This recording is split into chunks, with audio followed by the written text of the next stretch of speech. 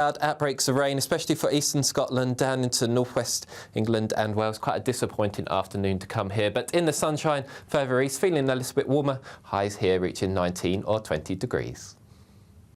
Expect a warm front, moving from the kitchen right through to the rest of the house.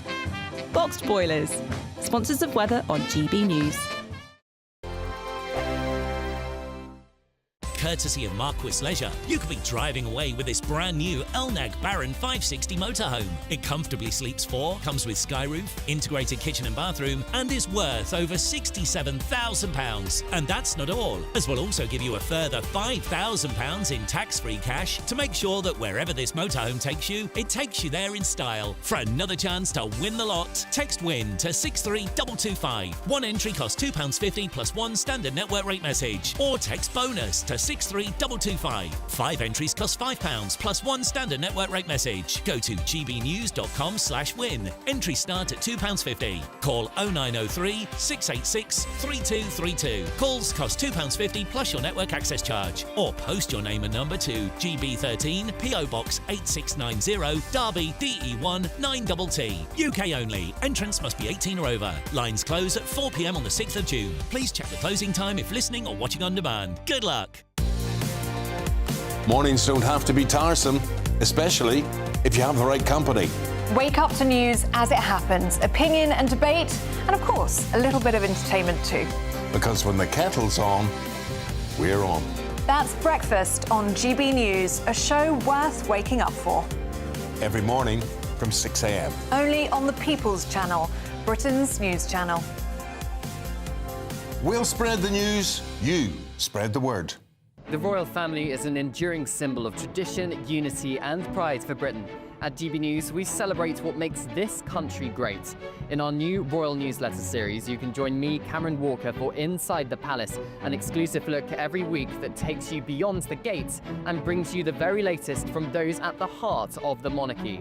Never miss a royal moment again. Sign up now. Go to gbnews.com/royal newsletter and get the latest straight to your inbox. Hi, I'm Michelle Dewberry, and my show is your opportunity to cut through all the noise and dive in headfirst to some robust debates. Ideas clash. Situation, isn't it? Because the failure is... You're deliberately avoiding my point. Nothing's held back. And if you think this is the end of it, wait for more. And we do not shy away from the difficult stuff. Sometimes I want to shake people and say, if only you understood. So join me on Jubes & Co. weeknights at 6 p.m, only on GB News, Britain's news channel.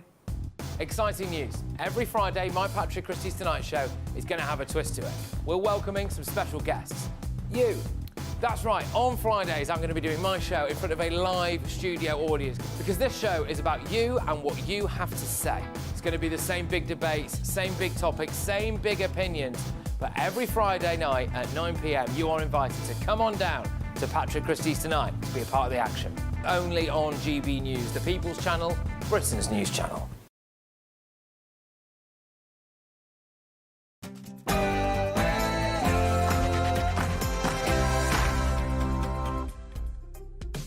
Good morning and warm wishes on Palm Sunday.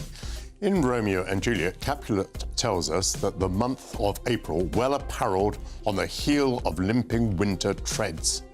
This last week has shown April in its best apparel as the sun has got its hat on.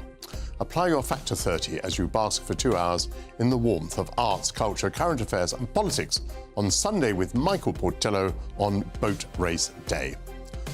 Parliament was recalled yesterday to debate emergency legislation on British steel as the Commons and Lords passed a bill allowing the government to run it and have the taxpayer pay for its huge losses. John Elliott, the founder of EBAC, a manufacturing giant in the northeast, will join me. My panel will discuss the implications of this latest development in government policy for its net zero objectives. Does it make sense to keep steel alive through nationalisation, but kill off British oil and gas that could survive without any subsidy? How does importing oil and gas, which we have aplenty, and substituting coking coal, which we could mine at home, with imports from Japan, help to save the planet? My panel will discuss. A new podcast has been launched by the Holocaust Education Trust that poignantly explores family stories and experiences of the Holocaust through family artefacts. Actor and host of the podcast, Louisa Klein, will join me to tell me more. The Oxford and Cambridge rowers are gearing up for today's boat race in the Thames. Our reporter Jack Carson is there. Well, it's a beautiful day here on the Thames, set to be a day of exciting racing action, but concerns from a study from River Action which are concerned around the levels of E. coli bacteria. We'll hear from someone who was part of that testing next. Stefan Kyriazis has been out and about in search of drama. And this is Sunday with Michael Portillo.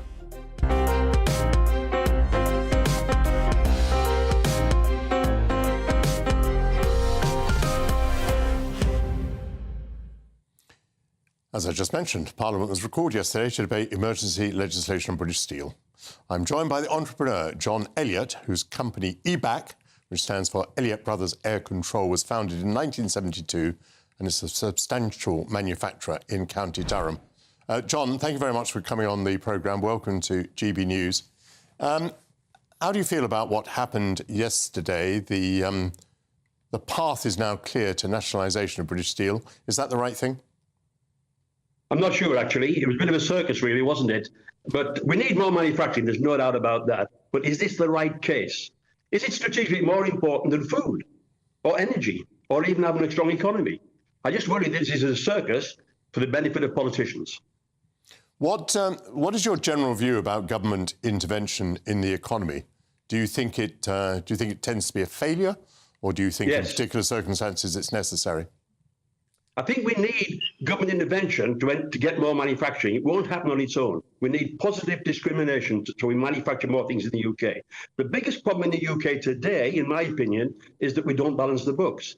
We consume more than we produce. We've got a deficit that just creates more debt that we can't afford. That's the big issue. Deal with that rather than playing these games. It may be important to keep steel, I don't know. But is it a lame duck? John, I assume your firm uses steel. Where does it buy it from? Yes, we buy steel, stainless steel. We buy some of it from Holland. We buy most things overseas because we haven't got a manufacturing culture anymore in the UK. That's what we've got to change. That's the big issue. That's what we've got to deal with, not these little games, which are important, but how important? Is it a lame duck? I don't know. OK, so which government policies would steer us in the right direction, do you think? Well, we've got to look at things like employees' rights. It seems pretty obvious to give employees' rights, but what about employers' rights? What about consumer rights? Who pays for employees' rights? All of us as consumers, because prices go higher, we all pay for it. We've got to take a more balanced view on the economy. We've got to just focus on how do we make our country self-sufficient? And we can do it. We've got the people. We just need the investment, and that needs government strategy, so that's where intervention's needed. But we need something positive so that we can just balance the books, focus on that one simple thing. You and your family set up a manufacturing business in the northeast as recently as 1972, at a time when basically we were de-industrialising. How is it that you've gone against the trend? Well, I believe in the northeast. I believe in, making jobs, not for charity, but to make jobs so people can add value. That's what we've got to focus on. And we've got to focus on that nationally. And we need to manufacture more things, but we've got to decide what we make. One of the biggest problems in the UK at the moment is energy costs. So if that's a problem we've got to live with, and I don't know whether we need to live with it, then we can't make steel here. They can make steel cheaper in other countries where they've got cheaper energy. We've got to look at where we can make things of benefit. And just the simple things, not high tech, just the simple things that you and I consume. Food on the table, a shirt on your back, those simple things. We don't do them anymore. We used to do them. We should start doing them again. John, thank you very much indeed for joining me this morning on a Sunday. That's John Elliott, and best wishes to you. And staying with the steel story, it may seem odd that the government is set to use your money to buy coking coal from Japan. Strange, because the government hasn't helped a mine in Cumbria to obtain its licence to give us a British source of supply. Weird, because the government regards steel as a strategic need, but is happy to close down British oil and gas, which don't need taxpayer funding. And bizarre, because importing coking coal from the other side of the earth is meant to be an environmentally advantageous policy. Do net zero policies make any sense anymore? So, my panel is Madeline Grant, Stella Santikidu and Andrew Barclay. Let's start with you, Stella. Welcome to you all. It's lovely to see you all three back. Stella, do net zero policies make sense? Well, unless we are going to move to Mars, then yes, net zero makes sense. What doesn't make sense is the fact that for the last 15 years, at a time when we had historically low interest rates, conservative government after conservative government failed to invest in our energy infrastructure, and we are paying for this right now.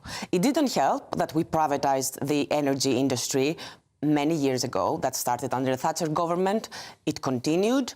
And what happened was that the bills that we're paying right now were supposed to be paying towards investment in robust infrastructure and renewing our national assets. But instead what happened is all of that money, it was borrowed, it was given out to shareholders who did not invest adequately, and this is why we find ourselves in the situation we are right now. We have to come to terms with the fact that climate change is real, we need to have energy, it will be very costly, it will be expensive, but if we do not act, we're going to find ourselves in an even worse place. The next generations are going to be even more impoverished than us today. Let me take you up on your Mars point. When I started in politics 50 years ago, we produced 100 million tonnes of coal in this country. China produces 5 billion tonnes. This Mars point makes no sense because it's what's happening all over the planet that counts.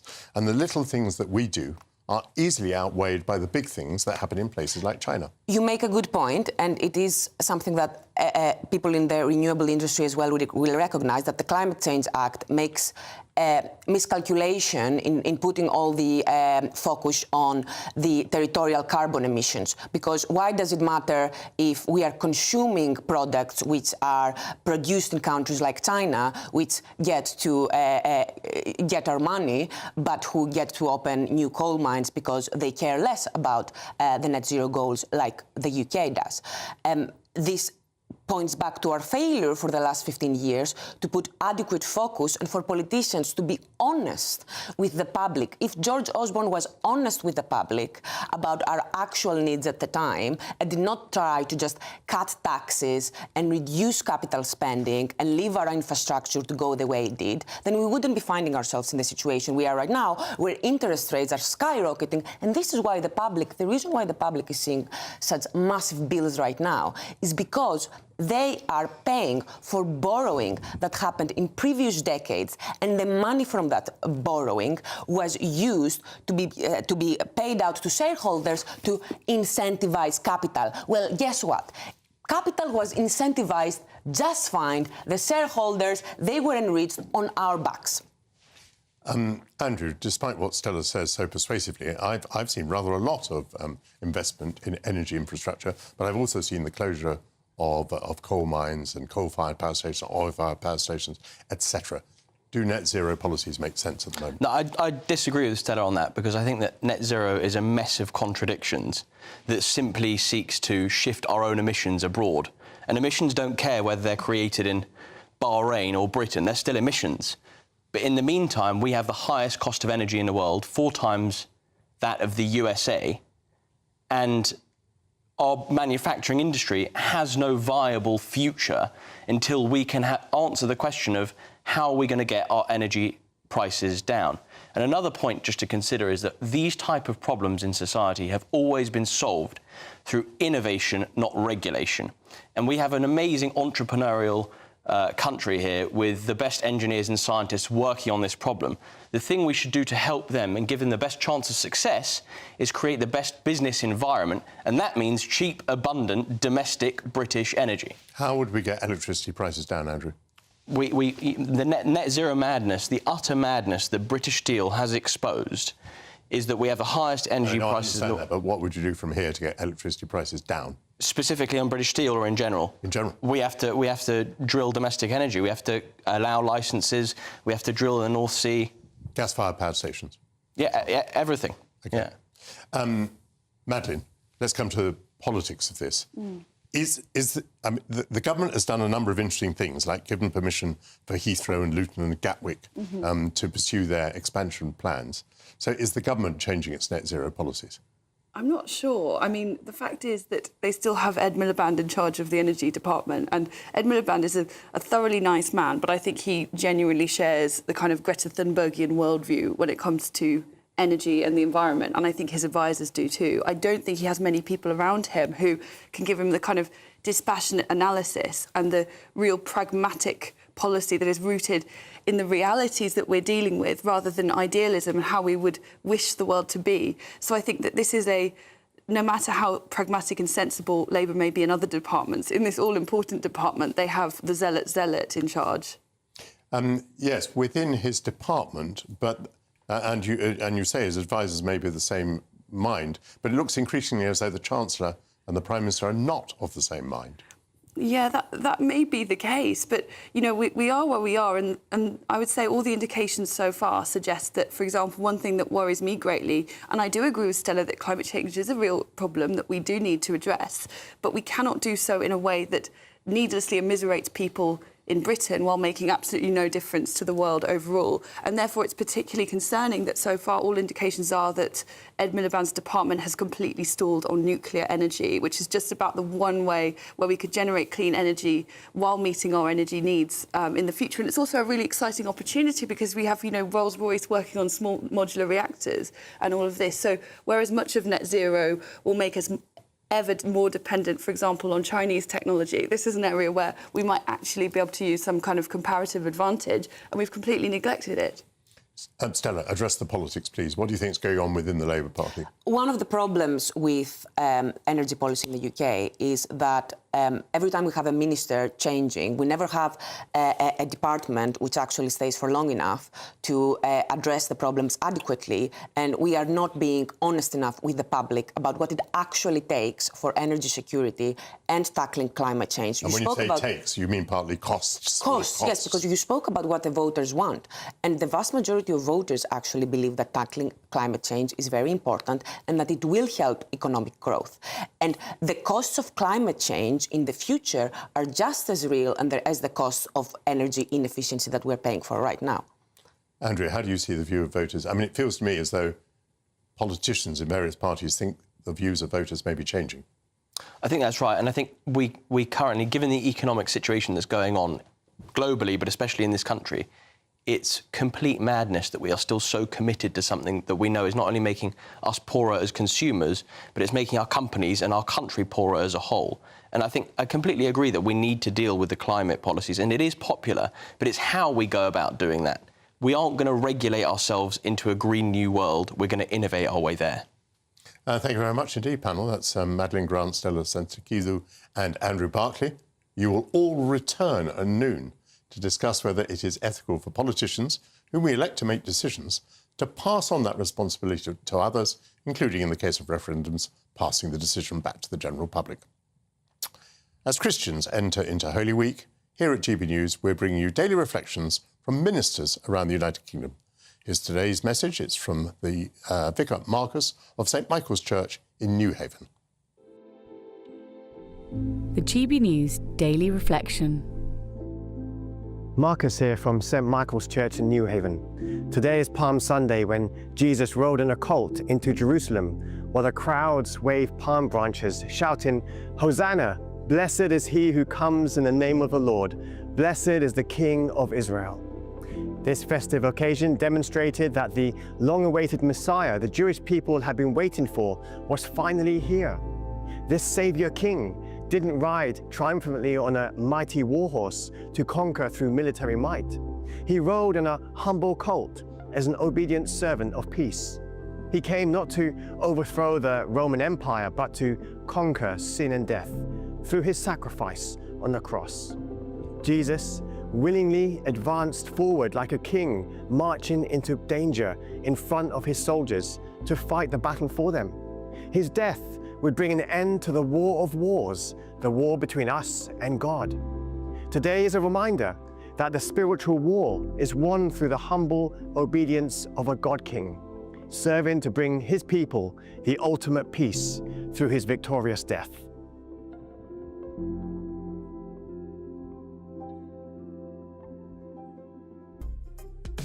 Coming up, I'll be speaking to GB News Home and Security Editor Mark White to get an update on the very serious incident that counter-terror police are investigating at HM Prison Frankland. And we'll also cross live to the boat race with Jack Carson on the shores of the Thames. This is Sunday with Michael Portillo. only on GB News.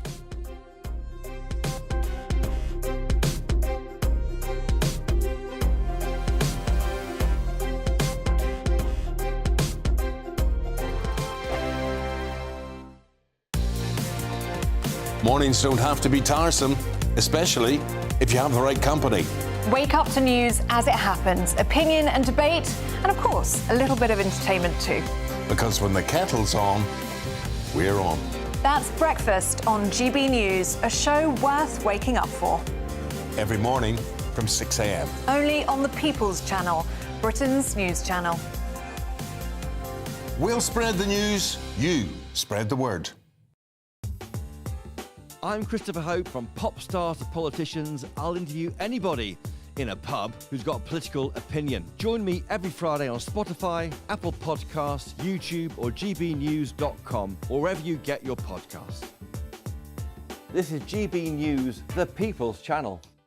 Good Afternoon Britain isn't just about us. The wonderful thing about this programme is it's about everyone watching. It's an interactive programme. Well, there absolutely is something to see here, and we're going to be talking about it more. Whether it's breaking royal news, please bring us up to date, or indeed a particularly punchy speech in the House of Commons. Very, very curious. We bring it to you live, and then we bring you live reaction as well. That's Good Afternoon Britain, weekdays from midday. Only on GB News, the People's Channel, Britain's news channel. It's Patrick Christie's Tonight, and here we do things differently. It's explaining the absolute madness of this, doesn't it? It's explosive. I mean, this is very good. It's lively. 850. Your government sat there, Sean, and it did nothing. It's controversial. And the Middle East has been in turmoil since before I was born. It's everything you need to kickstart your evening. Everyone's had their Weetabix tonight. I love to see it. That's Patrick Christie's Tonight, weeknights from 9 p.m. Only on GB News, the People's Channel, Britain's news channel. If you want your news to be straight talking... This is a nightmare for the Conservatives again. Down to earth. It's not just Nottingham where this is happening, is it? And most importantly, honest. Hard-working, middle-class taxpayers, they'll get their book thrown at them. Then catch me, Martin Daubney, Monday to Friday, 3 till 6 p.m. on GB News, Britain's news channel. In the GB Newsroom, we bring you the news as it happens. With our team of dedicated journalists across the UK, we're ready to keep you up to date with what's happening every half an hour, every single day. Bulletins here on GB News, the People's Channel, Britain's news channel. The royal family is an enduring symbol of tradition, unity and pride for Britain. At GB News, we celebrate what makes this country great. In our new royal newsletter series, you can join me, Cameron Walker, for Inside the Palace, an exclusive look every week that takes you beyond the gates and brings you the very latest from those at the heart of the monarchy. Never miss a royal moment again. Sign up now. Go to gbnews.com/royal newsletter and get the latest straight to your inbox.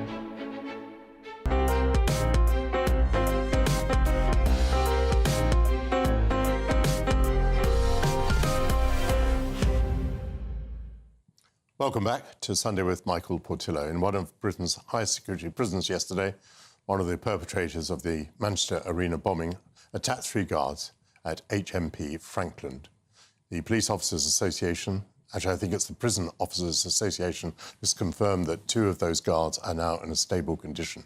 Hashim Abedi, brother of Salman Abedi, who committed the suicide bombing, reportedly inflicted burns and stab wounds on the prison officers using hot cooking oil and a homemade weapon. Joining me now to provide an update is GB News Home and Security Editor, Mark White. Mark White, we've just heard something new there about the condition of 2 of the officers, which I'm afraid leaves a big question mark against the condition of the 3rd officer. Well, the condition of the 3rd officer, we can say, Michael, that's good news because that was a female officer who has now been released from hospital. But really giving cause for concern was the condition of the 2 male prison officers who were still being treated in hospital. But the Prison Officers Association have confirmed this morning that both those officers have now stabilised. Having said that, they have suffered severe stab injuries, as well as, of course, those burns and scalds from that boiling hot oil. We understand that one of the officers was stabbed in the neck, another was stabbed in the back multiple times. So an absolutely horrific incident that unfolded at Franklin Prison yesterday morning. And we've heard from the Justice Secretary, Shabana Mahmood, saying that she wants to see, harsh punishment for those involved in that attack. And of course, the Prison Officers Association confirming, along with sources confirming to us, that it was indeed Hashim Abedi, the brother of the Manchester Arena bomber Salman Abedi. There you see him. He was convicted for his part in the Manchester bombings, sentenced to 55 years, the minimum term he must serve before he is even eligible for parole. And on top of that, he got another few years for his involvement in a brutal attack on 2 prison officers when he was at Belmarsh Prison in 2020. So 3 years on top of 55 years, he's already 28 years of age. He's unlikely ever to leave prison alive again, Michael. So it's difficult to see what punishment can be handed down to this man other than just trying to contain and control him to ensure that he is no longer a threat to prison staff. That's certainly what the Prison Officers Association is calling for. It seems to be the case that these very high security prisoners have a section where they've been allowed to do their own cooking. That's how he's had access to heat and to cooking oil. And there must surely now be questions about the procedures, the conditions in which these prisoners are kept, that some of these privileges surely are going to have to be removed. Yes, I mean, it's a very good point, and it's one that the Prison Officers Association have made themselves. They believe that it is ridiculous. They say that these high-risk prisoners are given access to areas and to the kind of items and equipment that can be used to cause such harm, given the mindset of a lot of these individuals, the very reason that they're in these so-called separation centres in the first place is because of their violent proclivities and the concern that they could mix with the general prison population. But there's a real difficulty here, Michael, in that if you want to separate these prisoners, effectively you're putting a lot of high-risk prisoners together in the one area, and that just ups the threat level and the difficulties for those prison officers that have the very onerous task of trying to control these individuals and stay safe at the same time. Mark, that's a very good point. I think we should all be paying tribute to what our prison officers do, and I'm relieved to hear the briefing that you give us that the 2 prison officers who were in hospital, that their conditions have been said to be stable. Thank you very much indeed, Mark. Now, for something different, let's briefly cross to the banks of the River Thames, where GB News reporter Jack Carson is preparing for the 2025 boat races between Oxford and Cambridge women's and men's crews. Hello, Jack. Good morning to you, Michael. Well, it's already starting to have a fantastic atmosphere building here along the banks of the River Thames. We're in Putney, where all the excitement is going to kick off shortly after 1 o'clock today with that women's race, the 79th women's Oxford-Cambridge boat race. And Cambridge, after winning both the men's and the women's races last year, looking to defend their titles. Oxford more determined than ever, it seems, today to try and turn around the recent favour. Here we've got the River Thames. Here you can see we're at low tide at the moment. Now, when the races begin, they'll begin on what's known as a flood tide. That is to give them a maximum advantage. So low tide at the moment, we're going to get that flood tide.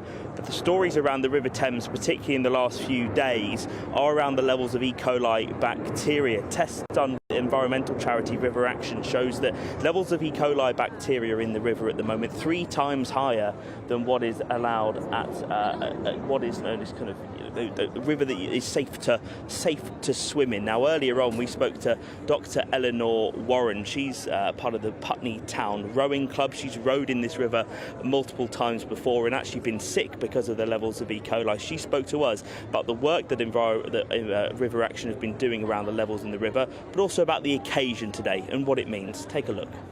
we really are concerned that the quality of this water is unsafe for users on the water, and we just want to make it cleaner for ourselves, for other people, for the boat race, for anybody who wants to take part in sport on the Thames. And you see like the banks of the Thames completely packed with people having a brilliant day, cheering on both universities. Even people that didn't attend either university, they still have a side that they're supporting, and it's a really lovely atmosphere to take part in. Yeah, and we're certainly starting to feel that lovely atmosphere here. The sun is shining brightly here in Putney, and it's set to be a fantastic day of really competitive racing. I was saying, you heard there the concerns that Dr. Eleanor Warren has around the levels of E. coli in this river. Certainly that tradition of throwing the cocks in at the other end maybe being advised against this year, but Thames Water spokesperson said that rivers are a very dynamic environment. Samples can hugely vary, they say, in a short period of time, and they say that the boat race route is not a bathing water area, so they are not funded in order to routinely disinfect or sterilise the river to make sure it is safe to swim. But those concerns do continue. In fact, we know racers today have been given guidance around rowing when water quality is poor, so we'll have to expect to see what the kind of conditions are when we get to that first race. Wind always a big factor in these kinds of races as well. If you look at the flagpoles, you might be able to see behind me, certainly there is a bit of wind that high up, but here at my level it's feeling okay, it's feeling a bit more calm. But as that flood tide comes in, that's when the real excitement will start to build. More people expected here, thousands to line the Thames. Funny enough, we've spoken to a few parents of the rowers this morning as well. They're all very, very excited, very proud to see their sons and daughters in these races today, and it's all going to kick off in a few hours' time, Michael. Thank you very much indeed, Jack Carson from the River Thames. Coming up, a new podcast has been launched by the Holocaust Education Trust to explore family stories and experiences of the Holocaust. And they focus on a family artefact. Actor and host of the podcast, Louisa Klein, will join me to discuss. This is Sunday with Michael Portillo, only on GB News. In the GB Newsroom, we bring you the news as it happens. With our team of dedicated journalists across the UK. We're ready to keep you up to date with what's happening every half an hour, every single day. Bulletins here on GB News, the People's Channel, Britain's news channel. GB News Breakfast, every day from 6 a.m. Now, I'm a bit irritated today. So there's two secret files that have been released, one on Prince Harry and his visa claim and getting citizenship in the USA. And what do we learn from it? Nothing. Nothing, because it's all redacted. And then the biggest one of all, history. So Donald Trump says, yes, we can see the JFK files, we have nothing to hide there, whatever. It's all redacted. There's nothing, we don't learn anything new from this. Now, you've studied, you've been like me, you've been fascinated like this since you were a kid. Yeah, I have. I don't... I mean, let's be honest, is there likely to be files somewhere that's actually saying Grassy Knoll and Magic Bullet... Giving you the truth. And that it was the mafia and that it was to do with J. Edgar Hoover or anything else?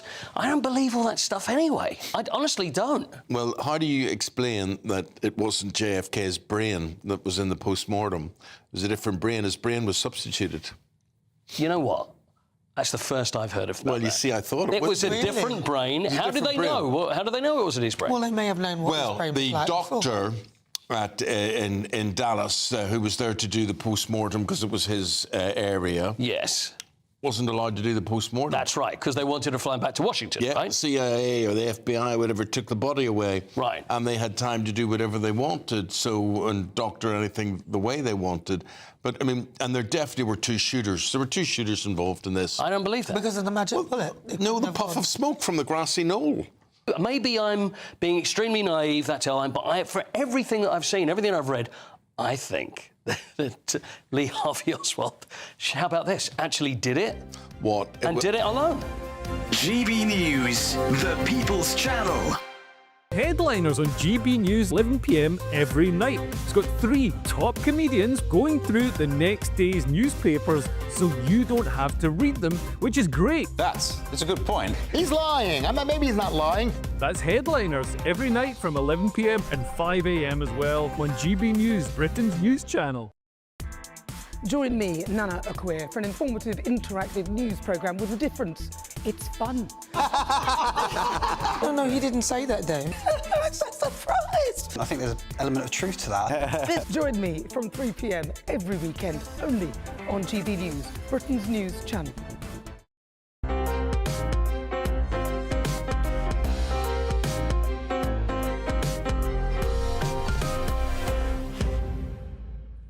Welcome back to Sunday with Michael Portillo. A new podcast has been launched by the Holocaust Education Trust to explore family stories and experiences of the Holocaust.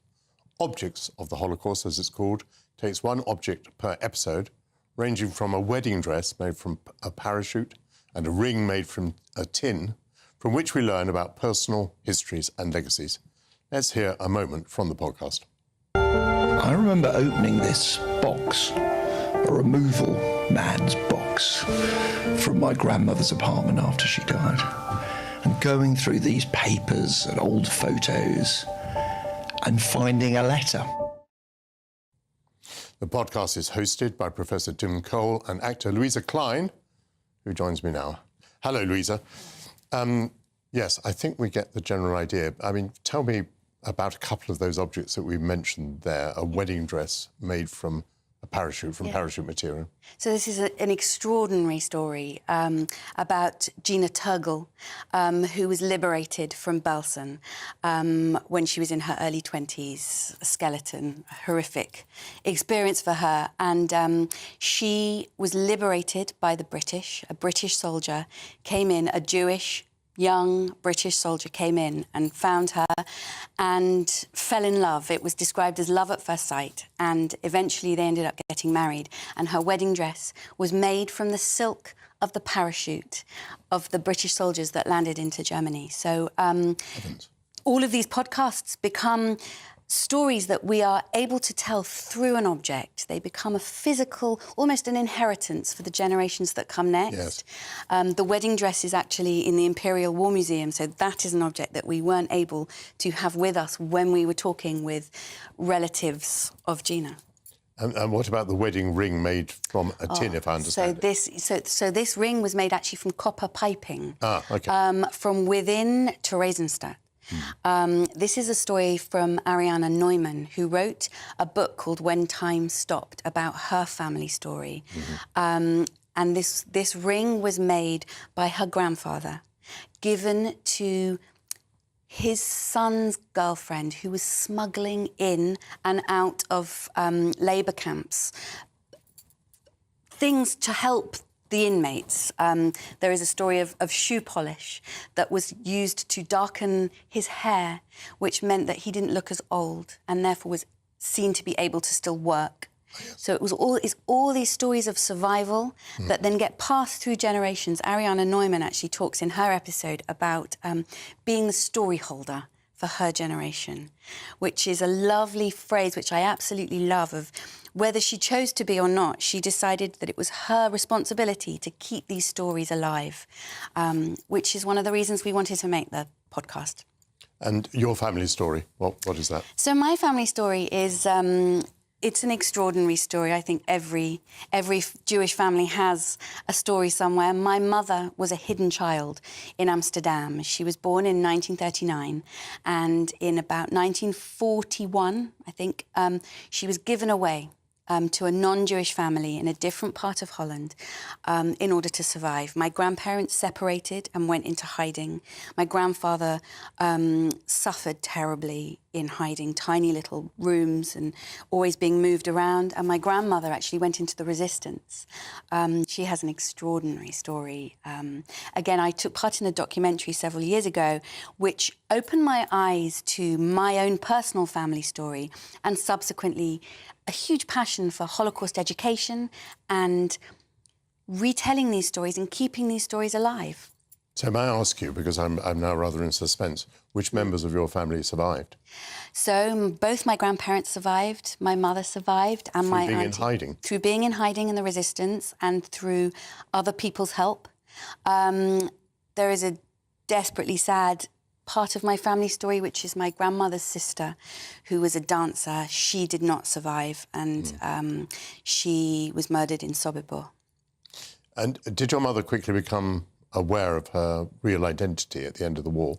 So after the war, my mother went back to her blood family, her parents. She was given back, as was my auntie. My auntie went to a different family, and there's a story of my auntie's foster family giving her back, saying, 6 million Jews died, why did you survive? And this was, they had bonded with a baby. They'd taken this baby for 4 or 5 years and brought her up. And same with my mother. So my mother went back to her family and they tried to rebuild their lives. They didn't talk about their lives during the war. They didn't want to remember them. They were traumatised. But essentially, I know that my mum had a happy childhood. She had a happy few years in her foster family. It's quite extraordinary. It is.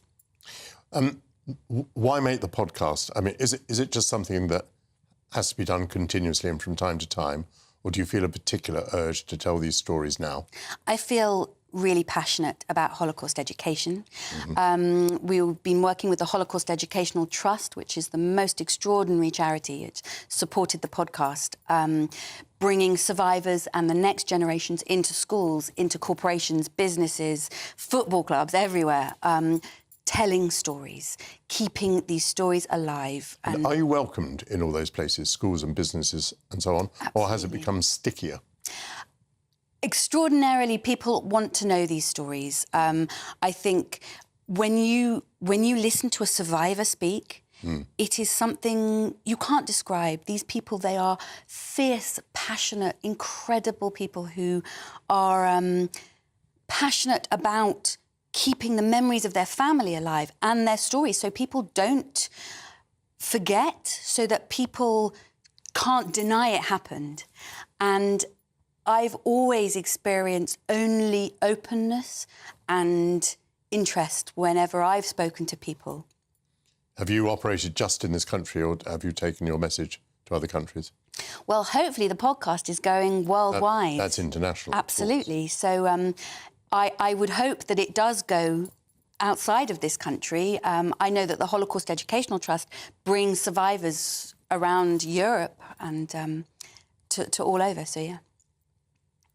I guess it won't be too long before there are no survivors left. Exactly. The impact of old age.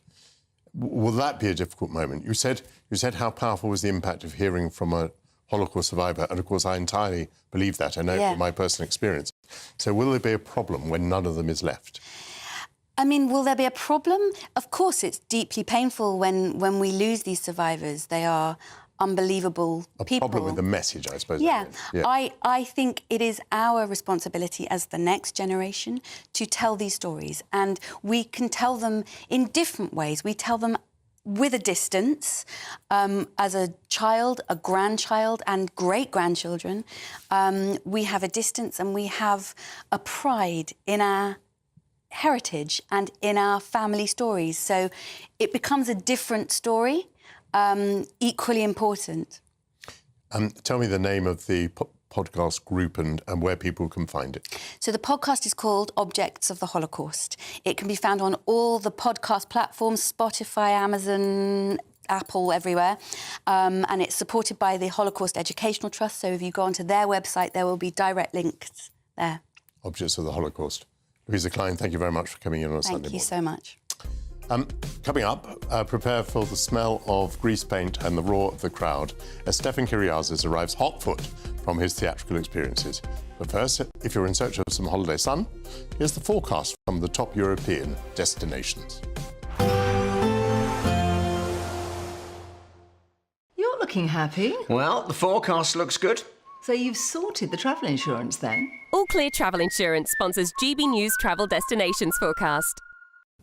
Hello there, it's an east-west split across the Mediterranean as we go through the next couple of days. Fairly settled for much of Turkey and Greece. Temperatures here climbing into the low 20s in places. But for much of Italy and southern France, actually some very unsettled weather developing. Could see some flash flooding in places. Also fairly unsettled for Spain and Portugal.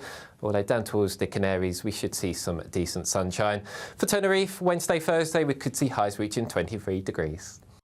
All Clear Travel Insurance sponsors GB News Travel Destinations Forecast.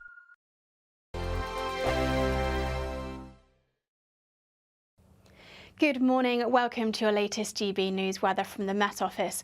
Quite a bright start out there for many of us this morning, but the changeable conditions are very much on the way for all of us as we head through this week. Some showers are affecting western areas through the rest of this morning, but generally the further east you are, it will be staying a little bit drier.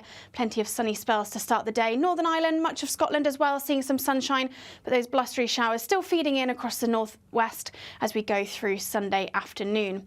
Temperatures today will be a notch down compared to what we've seen on recent days. Highs in the south of 15, 16, 17, perhaps 18 degrees, but generally those temperatures much closer to average as we head to the north of the UK. Then through Sunday evening, those showers continue to feed in, particularly across parts of Northern Ireland, western parts of Scotland. Some heavy downpours likely here, and again, one of those two showers could turn to sleet and snow over any high ground, mainly above 600 to 800 metres or so.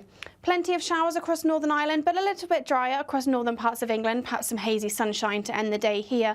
And across parts of Wales, central, southern parts of England, generally a dry end to the day, but one or two showers feeding in across the southwest as we head through Sunday evening. Then through Sunday night and into the start of Monday, further showers pushing in from the west. Again, these likely to turn to sleet and snow over any high ground of Scotland. But the further south and the further east you are, generally staying drier into the early hours of Monday morning. When we see those clear skies, likely to turn quite chilly, perhaps a patchy rural frost in places, but staying just a little bit milder under that cloud, particularly across the southwest. So a bit of a damp start across western areas on Monday morning, but further east, a bright but chilly start to the day. That band of showery rain continues to slowly push its way eastwards, kind of breaking up as it does so, but there still could be some heavy downpours in there. There will still be some sunshine though between those showers, and particularly across eastern parts of England where it stays that little bit drier. But temperatures again, similar to what we saw on Sunday, generally highs in the mid-teens, but generally much closer to average further north.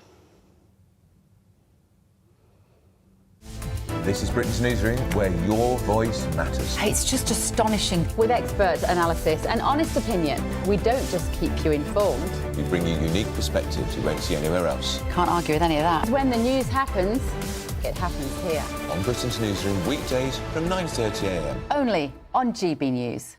If you want your news to be straight talking... This is a nightmare for the Conservatives again. Down to earth. It's not just Nottingham where this is happening, is it? And most importantly, honest. Hard-working, middle-class taxpayers, they'll get their book thrown at them. Then catch me, Martin Daubney, Monday to Friday, 3 till 6 p.m. on GB News, Britain's news channel.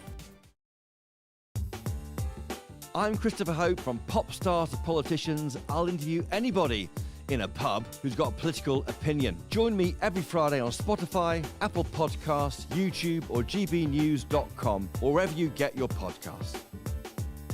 This is GB News, the People's Channel.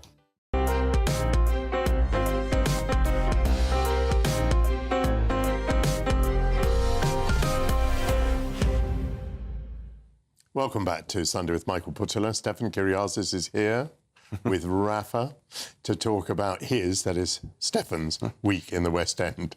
Now, we're going to start with a play on a pretty grim subject, I would say. It's called Manhunt, isn't it? Yeah, so this is the thing that many of us would remember, which was, at the time, the greatest manhunt in UK police history for Raoul Moat, who had shot his girlfriend but not killed her, shot her boyfriend, then went on a rampage threatening to attack police and cornered one policeman in a car, shot him in the face, shot him again, and then went on this crazy spree around the countryside until he was eventually cornered. So we've got a little clip to give you just a little bit of a taste of it, and then we'll get stuck in. As far as I can see, it is absolutely clear that Raoul Moat was a callous murderer.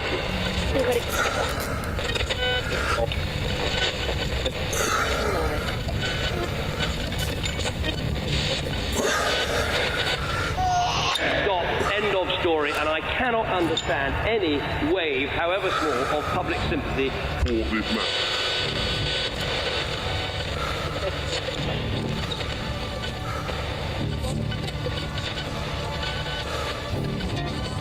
The should be sympathy for his victims and for the havoc he wreaked in that community. There should be no sympathy for him. In case viewers and listeners didn't recognise the voice there, that's David Cameron, who obviously gave an opinion about this case. Yeah, so he was denounced in Parliament, like, loudly, absolutely demonised in the press, lots of uses of monster and things like this. And absolutely what he did was obviously monstrous. But the play, you know, this is a setup where it's going, he's absolutely not deserving of any sympathy. So what Robert Icke, the playwright, is trying to do is explore whether he does deserve sympathy, whether he had been, you know, through circumstances, disadvantage, not getting the help he needed, whatever it might be. He wasn't justified for what he did, but can we understand the motivations?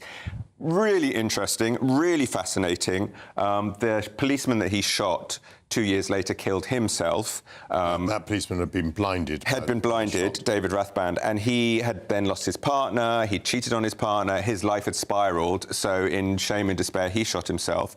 And then when Moat went on the run, he disappeared into the countryside for about a week. Huge manhunt. When he was cornered, the police used untested tasers, which were then, the contract was cancelled.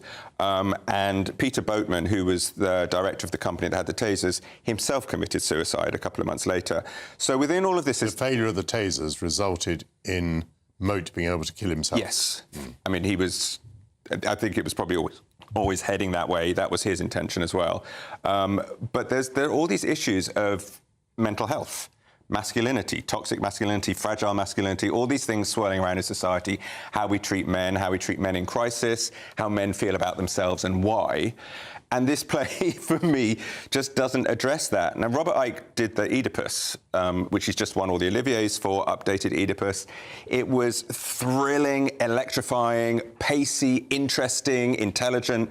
This play just, for me, stumbles at every attempt. We just basically get all these little vignettes. He's on the run. He's sort of imagining himself at trial. So he's defending himself to a sort of fantasy judge who is ludicrously snooty and pompous. And then we get little flashbacks to his mum, who was bipolar, his nan who brought him up. And for me, slightly cringingly, to him as a boy, it just hammers home the fact that he wanted to feel safe, he wanted to feel loved, he didn't have a good childhood at all. And you saw that, you know, all the weights and everything, they kind of labour the point that he's built up his body outside to hide the frightened child inside, which is, you know, basic psychology and there's truth in it. But nothing goes any deeper, and it's really frustrating. Samuel Edward Cook, who you saw there, is fantastic in the lead. Yeah. Kind of eyes and veins bulging, and a lot of it is addressed to the audience a lot of the time. He's kind of telling us how he feels and why constantly he thinks he's the victim of circumstance. He tried to get help, he tried to get counselling. He didn't turn up for the counselling.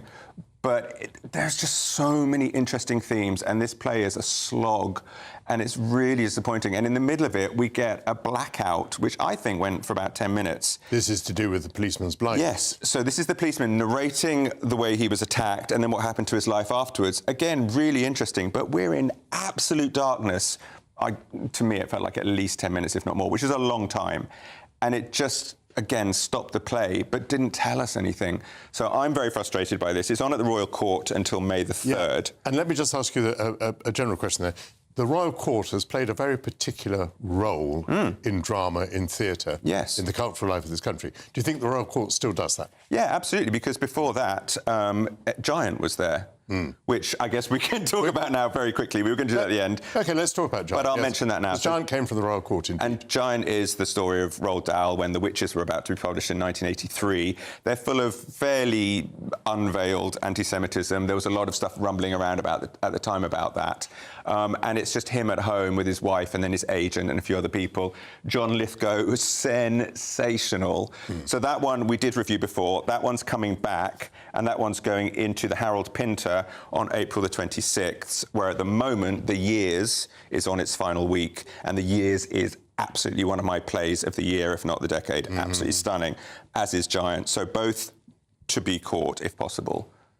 Right. So we've done our two plays, and I think we've got a ballet for us. We've got a bit of dance. So we've got a little bit of Forsythe, lighten things up. Forsythe, now tell us who Forsythe is. William Forsythe. So William Forsythe, choreographer. He likes experimenting with classical forms, but bring in a looseness, often a slightly intellectual approach to it, which for me doesn't always work.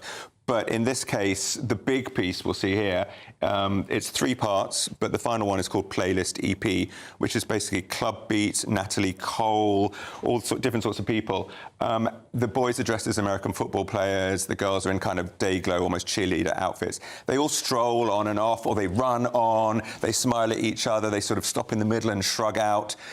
It's extraordinary. We've got a little clip, which in no way captures how phenomenal it is, but gives you a little bit of a taster.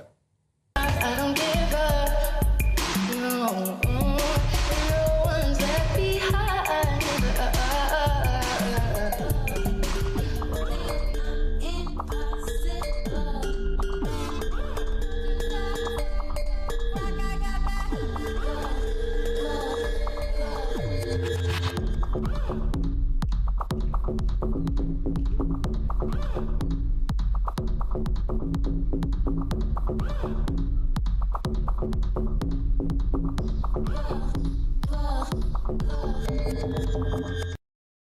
I quite like that. By the way, you were doing so many balletic moves yourself on the sofa that I scarcely felt I need to go anywhere near Saddle as well. Well, you know, they modelled a lot of it on me. That I have to confess. And doing it with a dog on your lap as well. And I look particularly good in lycra and a mesh top. You think this is absolutely very good? So the bit that we saw there. This is the first piece, which is called Rearray. This one's much more intellectual, where we get blackouts, and it's little bits of dance. There's almost no music the whole time. So it's a very interesting way. You can hear the breaths and the breathing. So from that, it's interesting.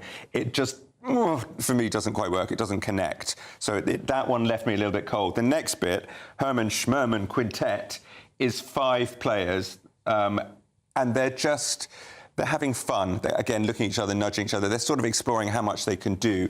I particularly love the fact that bare legs on the girls, you can see the muscularity and the strength. So it's deconstructing everything, but still phenomenally beautiful and accomplished. This one got absolutely huge cheers. It's thrillingly kind of kinetic and exciting.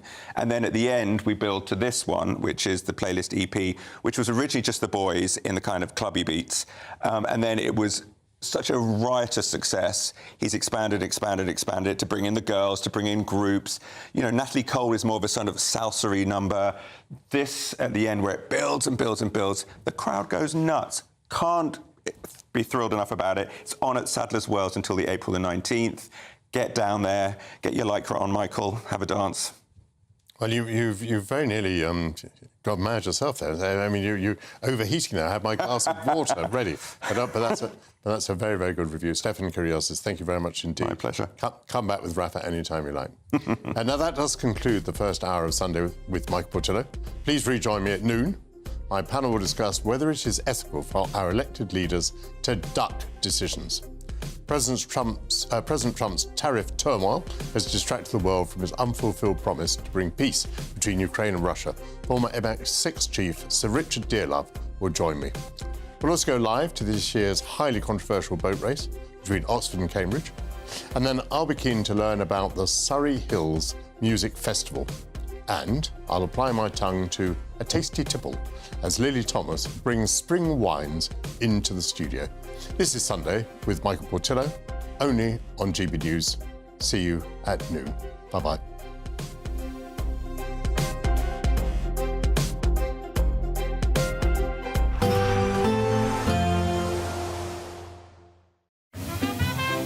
Heavy showers first thing will be followed by a warm, cosy day. Boxed Boilers, sponsors of weather on GB News. Hello there, welcome to your latest GB News weather forecast from the Met Office. We're looking ahead to the new week. It's going to remain fairly changeable across the country. Further spells of rain for most of us, but we will see some sunnier interludes at times. So the reason why is that we really are now going to be under the influence of low pressure throughout most of the week, and that's really how we're going to see out Sunday. We start off with plenty of showers around, but across England and Wales, we will see the showers fade away as the evening goes on. So plenty of clear skies here overnight, where for Scotland and Northern Ireland, continue to see some further showers and accompanied by an increase in wind here. But where we do see the clear skies, it will be a chilly night, could see a touch of frost in the countryside.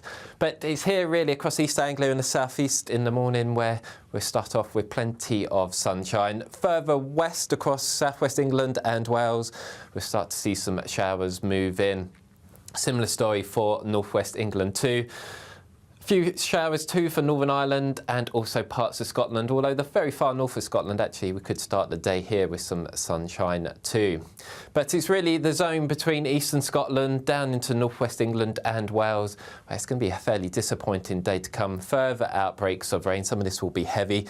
Also showers for parts of southwest England and Northern Ireland, but to the east of this across East Anglia and southeast England actually a reasonable day to come here, plenty of sunshine, and in the sunshine feeling a little bit warmer here, so we could see highs reaching 19 or 20 degrees. But if you're stuck under the rain, especially further west, it is going to be feeling fairly cool for the time of year. Into the evening period, we'll continue to see outbreaks of rain move northwards. Also keeping an eye on the risk of some heavy rain just arriving into the southeast as well. And really the middle of the week is going to be pretty changeable across the board. Temperatures for most around average, but still feeling okay if you do see some sunshine.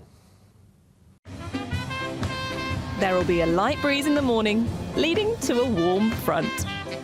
Boxed heat pumps, sponsors of weather on GB News.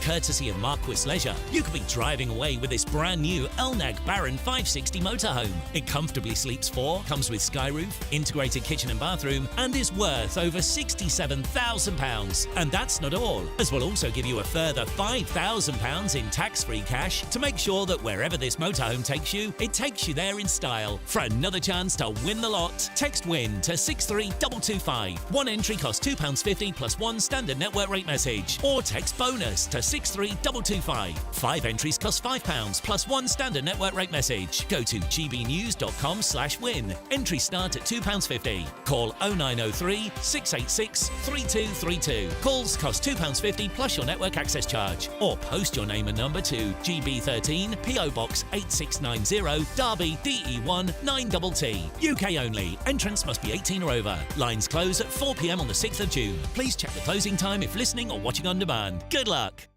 Hi, I'm Michelle Dewberry, and my show is your opportunity to cut through all the noise and dive in headfirst to some robust debates. Ideas clash. Situation, Because the failure is... You're deliberately avoiding my point. Nothing's held back. And if you think this is the end of it, wait for more. And we do not shy away from the difficult stuff. Sometimes I want to shake people and say, if only you understood. So join me on Jubes & Co. weeknights at 6 p.m, only on GB News, Britain's news channel. The royal family is an enduring symbol of tradition, unity and pride for Britain. At GB News, we celebrate what makes this country great. In our new Royal Newsletter series, you can join me, Cameron Walker, for Inside the Palace, an exclusive look every week that takes you beyond the gates and brings you the very latest from those at the heart of the monarchy. Never miss a royal moment again. Sign up now. Go to gbnews.com/royal newsletter and get the latest straight to your inbox. Good Afternoon Britain isn't just about us. The wonderful thing about this programme is it's about everyone watching. It's an interactive programme. Well, there absolutely is something to see here, and we're going to be talking about it more. Whether it's breaking royal news, please bring us up to date, or indeed a particularly punchy speech in the House of Commons. Very, very curious. We bring it to you live, and then we bring you live reaction as well. That's Good Afternoon Britain, weekdays from midday. Only on GB News, the People's Channel, Britain's news channel. Exciting news. Every Friday, my Patrick Christie's Tonight Show is going to have a twist to it. We're welcoming some special guests. You. That's right, on Fridays I'm going to be doing my show in front of a live studio audience because this show is about you and what you have to say. It's going to be the same big debates, same big topics, same big opinions, but every Friday night at 9 p.m. you are invited to come on down to Patrick Christie's Tonight to be a part of the action. Only on GB News, the People's Channel, Britain's news channel.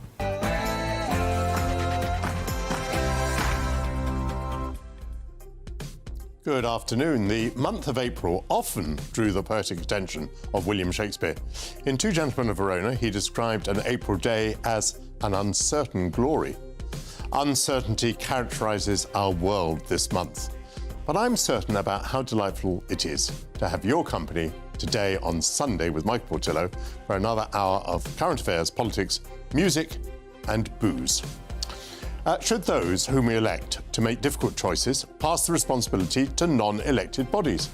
Is it acceptable if they claim to be powerless in the face of decisions by national or international courts, or pass the buck back to the voters by calling a referendum? Have our leaders lost the courage to choose and to lead? My panel will discuss. President Trump said that he could end the war between Russia and Ukraine on his first day. The tariff turmoil which he's unleashed has disguised the total lack of progress in persuading President Putin to make peace. Former MI6 chief Sir Richard Dearlove will reflect on where the advantage lies as the brutal war continues unabated. The 2025 Oxford-Cambridge boat races will be rowed on the Thames today. The women's event will be underway in less than an hour. We'll join our reporter Jack Carson live on the riverbank shortly. The Surrey Hills International Music Festival nurtures the next generation of classical musicians, whilst also celebrating Britain's natural beauty. Chair of the festival, Julia Pearson, will tell me what audiences can expect this coming year. And for the latest instalment of my Taste of British series, wine expert Lily Thomas will offer me spring wines to pair with an Easter feast. This is Sunday with Michael Portillo.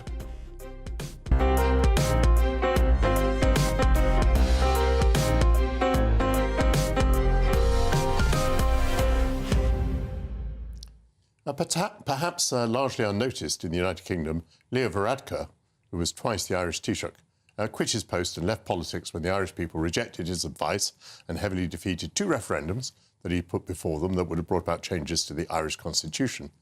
His fate recalled that of David Cameron, who resigned immediately on hearing the result of the Brexit referendum in 2016. These were outstanding examples of elected leaders passing the responsibility to make decisions back to the voters. But generally and increasingly, politicians transfer difficult choices to advisory groups and quangos, or claim that international law or court decisions bind their freedom to decide. What are the ethics of passing the buck? And do those who pass it deserve the fate of Varadkar and Cameron? Joining me now is my panel, parliamentary sketch writer at The Telegraph, Madeline Grant, former Labour aide Stella Santikidou, and policy fellow at Onward, Andrew Barclay. Madeline, let's start with you. I'll be absolutely straightforward about this. This is what I think. When I was in politics, I felt I'd been elected to make decisions. I loved making decisions.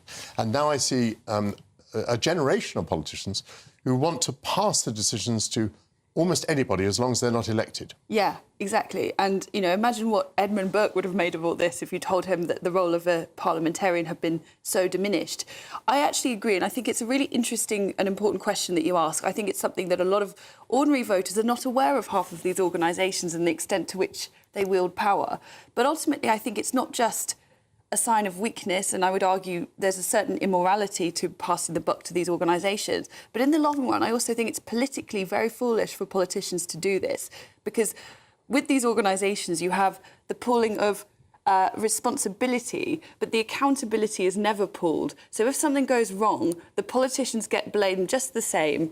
I think that one of the best decisions Keir Starmer has made so far was the abolition of NHS England, because that wielded actually a significant amount of responsibility and decision-making power in the NHS. But no one, the average, I'm sure, like a tiny percentage of the population even knew who Amanda Pritchard was. Obviously, the politicians get blamed for the mistakes made. So it doesn't have... And, for example, Boris Johnson claimed that, the immigration numbers ratcheted up under his tenure, and he tried to blame the Migration Advisory Committee for having recommended it, as if a politician cannot simply say, no, I'm not going to take on board your recommendations. So I think it's self-defeating in the long run as well. Of course, the most egregious example of it was following the science during the pandemic, whatever the science was. Yes. Now, Stella, how do you feel about this? Do you think I'm onto a point or not? I agree that there needs to be more accountability for politicians. There are good reasons why we have developed the system with all of these regulations and quangos, and it is because in a democracy you have a lot of different interests to take care of. But I also agree with what you said about political courage, and we have a lot less of that because less and less people are willing to face the consequences and to pick the winners and the losers. But the other point that I'm also very interested in is about accountability more generally in our society, not just at politicians. It is true that politicians pass on the buck onto the civil service or the electorate or quangos and regulators. But it is also true that we see other equally powerful forces, like the private sector, for example, pass on the responsibility for their own bad decisions back onto the politicians and back onto the taxpayer. I believe that we need to bring back institutional vengeance. So, for example, when it comes to public policy decisions that have an impact on a lot of people, the public needs to see that people are accountable and they are punished. For example, in the financial crisis, no banker was jailed for the immiseration of millions of people across the globe, and not a single banker was held accountable for it. Yes, from my very different political viewpoint, I entirely agree with you on that. Andrea, how do you feel about this? And what about picking up that point about that it's happening in the private sector as well? Well, I think, so I'm a business person. Yeah. When I speak to people in the small business community, they are also frustrated with bureaucracy. But they don't have the luxury of hiding behind international law or quangos. So I think it's very difficult to say we should hold our politicians accountable in a way that their own voters and constituents aren't, right? We can't hold them to different standards. And I think voters want to see politicians, as you said earlier, making those decisions, getting things done, taking responsibility, because that's what reflects every small business owner, family and household in the country. On Stella's point about the financial crisis, you're into sort of corporate institutions and government regulation, and she might well be right, but I do think that the financial crisis specifically was as a result of a lack of regulation rather than anything else. Maddie, do we have any idea about motivation? I mean, you've said that I've said that it was satisfying to make decisions, and you've said that it's counterproductive not to make decisions because, you know, in the end, you're held accountable anyway. So what can be the motivation for politicians? Frankly, I think there are quite a lot of politicians now who the calibre of politicians and politics is not what it used to be. A lot of people, I think, are drawn to perhaps the trappings of power, but not the hard-headed responsibility and the pressure that comes with wielding decisions. I actually think that part of the reason, for example, someone like Keir Starmer, who's very much a proceduralist, who's always worked within some kind of framework and hasn't really had much engagement with, frankly, the rough and tumble of politics until he became an MP in 2015, I think. I think part of the reason someone like him is drawn to, like, these international bodies that make decisions and even the European Union is because, well, he quite likes the idea of the responsibility being taken out of his hands. I don't think there is a great deal of affection for our native democratic traditions, even historically fascinating and I think fine as they are. I don't see that kind of interest and engagement with many of our current crop of politicians. Stella, is there anything we can do about it? How could we motivate a future generation, or possibly even an existing generation of politicians, to want to be braver, to want to take decisions, to want to be accountable? The ideal politician for me would be someone who gets elected and in advance has decided that they will only serve one term. Imagine a government that doesn't worry about being re-elected. They would take all of the decisions they need to take, and they would have a lot. You know, they would be free of caring about what happens on the media on a day-to-day basis. I mentioned the media, and I think that this is a big problem. Right now, it is so unpleasant being a politician. You have to basically be willing to put your entire personal life at risk and be scrutinized within an inch for very, very little reward. So I think bringing it back to public service and making it again something that is respected, I think would help a lot. I always get very worried when we start talking about the media as an excuse for inaction or wrong action. I mean, hasn't Donald Trump actually shown us the way? I mean, he seems to be absolutely indifferent to what people say about him. He's sensitive to the bond market, apparently, but he doesn't really seem to be very sensitive to what the press is saying. And what I noticed is something I remember actually from Margaret Thatcher's day, which is that he takes so many decisions and so quickly that he's moved on before his enemies have managed to point the guns in his direction. He offers a moving target, which is one of the ways that he gets away with things. So is he an example of how a politician might do better?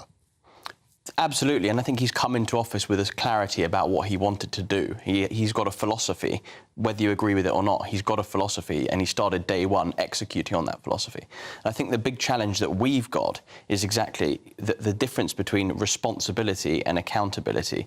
Politicians in this country are responsible, but actually the role as power becomes more and more devolved to the Quango state, they're actually less.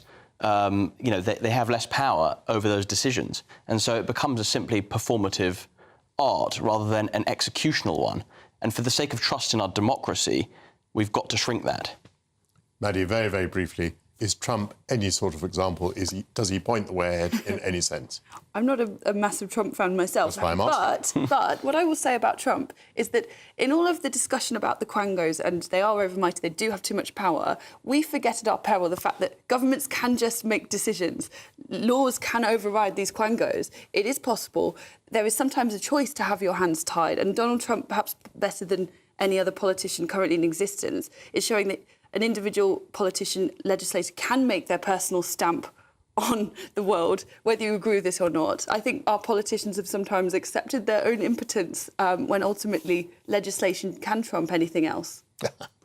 An excellent paragraph with a nice pun at the end. Thank you very much indeed. Madeline Grant, Stella Not deliberate, I'm afraid. And Andrew Barclay. It's time for our Great British Giveaway. It's our biggest prize to date and your chance to enjoy as many getaways as you like in your very own four-berth motorhome worth over £67,000. And that's not all. We'll give you £5,000 in cash too. Do you want the chance to become our biggest winner to date? Here are the details. You could be spending your summer in style on the road in this brand new Elnag Baron 560 motorhome, courtesy of Marquis Leisure. Imagine the fun you could have in this luxurious home from home worth over £67,000. It sleeps four, comes with integrated kitchen and bathroom spaces, and comfortably has space for all the family. And if that wasn't enough, we'll also give you £5,000 in tax-free cash to make your next getaway a great one. It's our biggest prize package ever, and it could be all yours. For another chance to win the lot, text WIN to 63225. One entry costs £2.50 plus one standard network rate message. Or text BONUS to 63225. 5 entries cost £5 plus one standard network rate message. Go to gbnews.com/win. Entries start at £2.50. Call 0903 686 3232. Calls cost £2.50 plus your network access charge. Or post your name and number to GB13 PO Box 8690 Derby DE1 9TT. UK only. Entrance must be 18 or over. Lines close at 4 p.m. on the 6th of June. Please check the closing time if listening or watching on demand. Good luck. Coming up, the war between Ukraine and Russia continues. Whilst President Trump has bullied President Zelensky into sycophancy, he's made no impact on the aggressor Vladimir Putin. Sir Richard Dearlove, the former MI6 chief, will join me to reflect. This is Sunday with Michael Portillo only on GB News.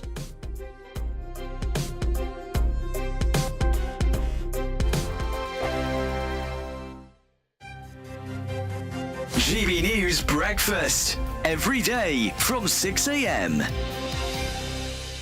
People sometimes think if someone is homeless, they're not trying for work, or I mean, you clearly have been. Yes, but yes. Just not getting enough to actually be able That's to the thing. fund what's so expensive. When you're self-employed, anyone who's self-employed will understand me that it's got its moments of being busy and quieter. And have you experienced that stigma of being homeless, not having anywhere to call home? Yes, I definitely have. I felt it through losing friends. I've realised who my true people are, I would say. It's crazy how humanity still exists.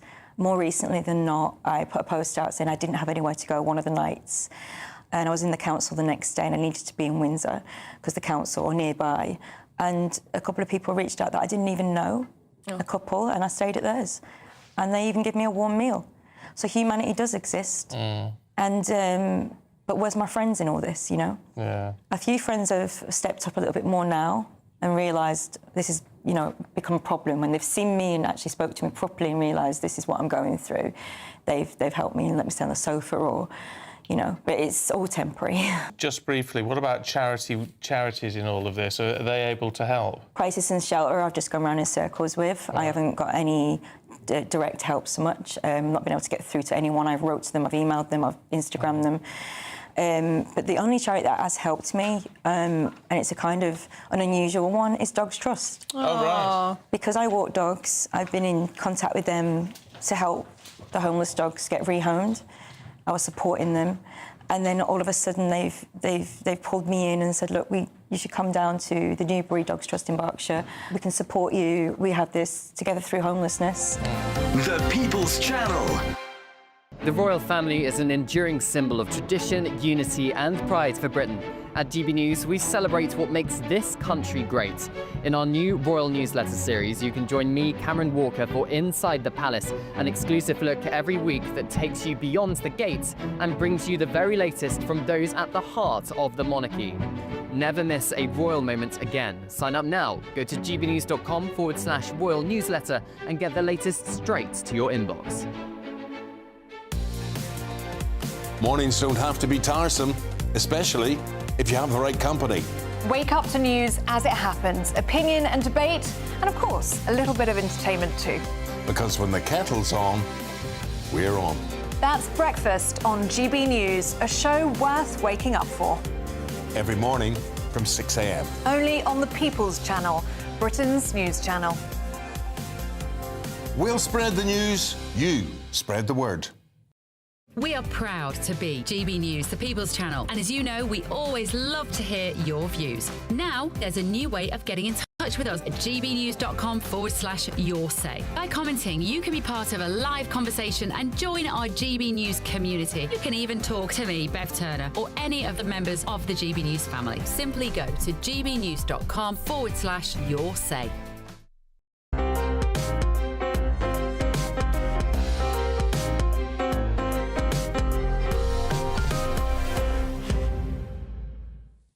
Welcome back to Sunday with Michael Portillo. President Trump has put peace between Ukraine and Russia on a back burner, while US bond markets have forced him to do a substantial U-turn on tariffs.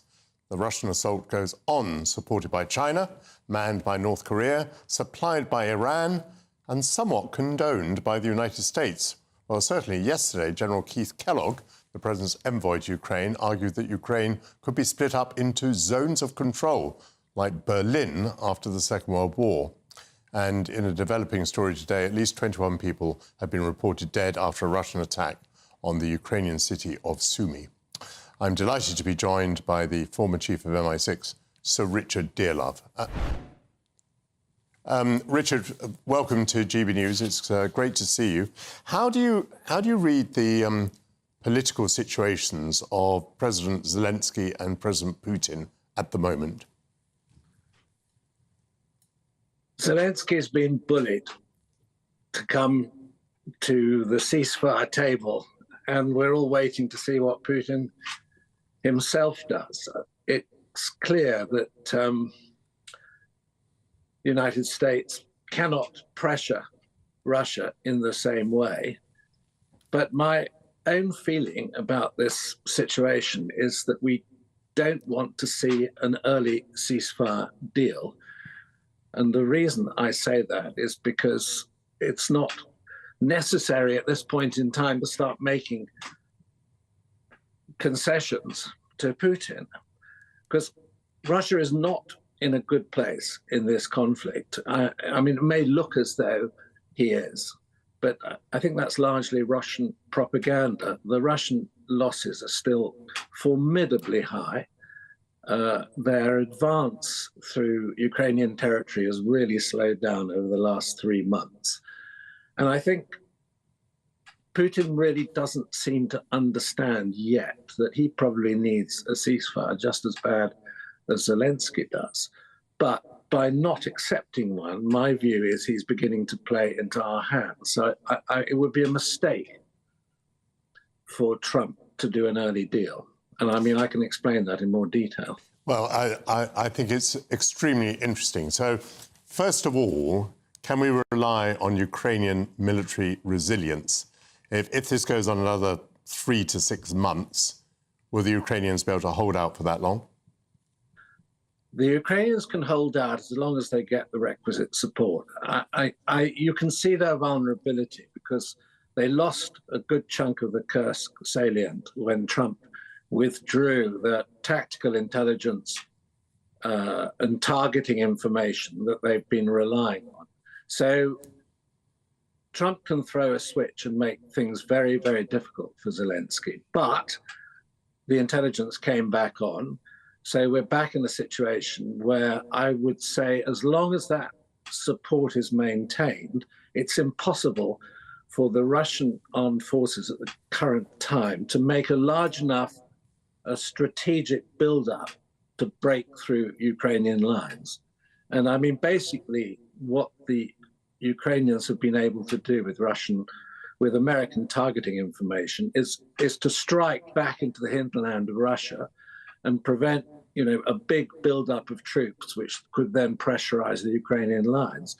And the Ukrainians wouldn't be able to get that sort of support quickly from the Europeans. I mean, despite the fact that we've increased our support recently after the Ramstein meeting, there are other promises, but we haven't got the capability at the moment to replicate what the Americans give to Zelensky.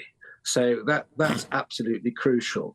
But I mean, at the current rate of Russian advance through Ukraine, it would take them something like 85 years to capture the whole country. All right, they're not going to achieve that. I mean, we're getting very close to a stalemate. And as long as I say, we're resolved to keep on helping the Ukrainians, I don't think they're going to fall apart in 6 months. They certainly aren't, in fact.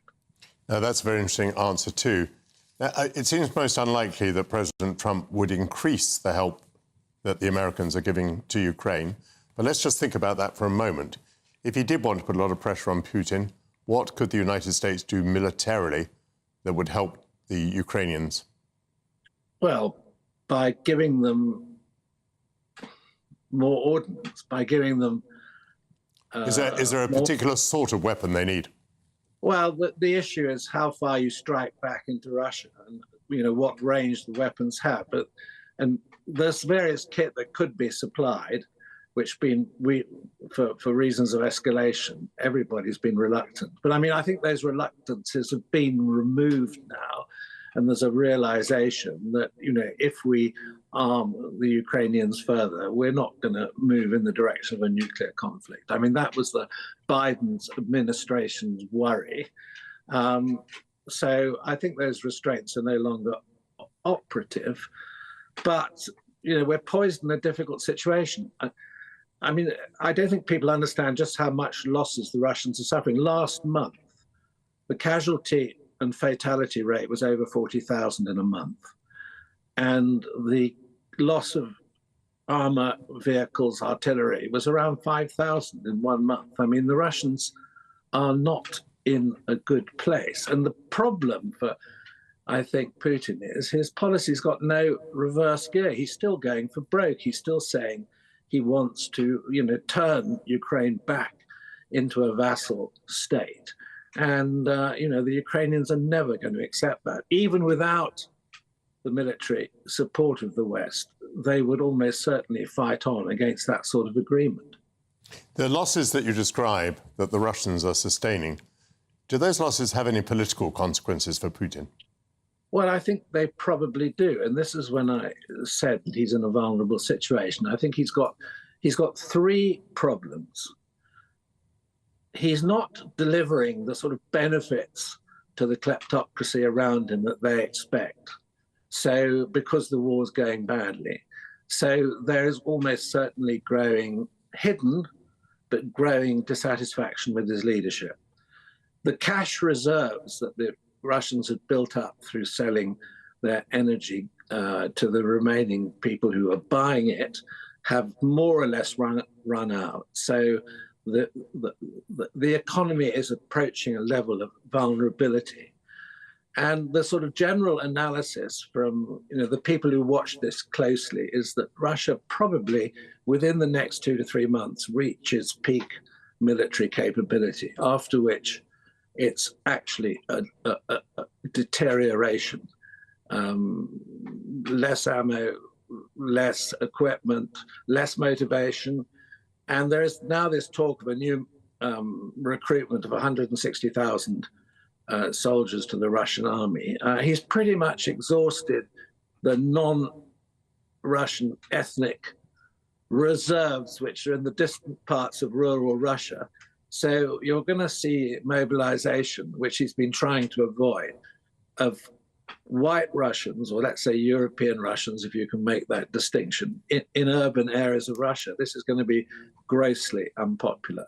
And I mean, remember what happened over Afghanistan, where, you know, the pressure of Russian mothers politically on the administration was huge. So these issues are building behind the scenes. And that's why I'm absolutely of the view it's counter to the West's interests if Trump moved to do a sort of dirty, quick deal. We don't need to. The Ukrainians can hold out, and we need to stick it out for longer. Look, they fought hard and magnificently for 3 years, held off the Russian military, and they are reaching let's say it's reaching a tipping point. We're not sure which way it's going to tip, but we are reaching a tipping point. But you would be fearful that President Trump might snatch defeat from the jaws of stalemate. Absolutely. And it's not necessary at the moment. I mean, as opposed to this idea of, you know, a division of Ukraine, well, I think that needs to be explained. Probably the way this conflict stops, not necessarily ends, is a de facto division of the country, because Ukraine is not going to, let's say, regain a lot of territory.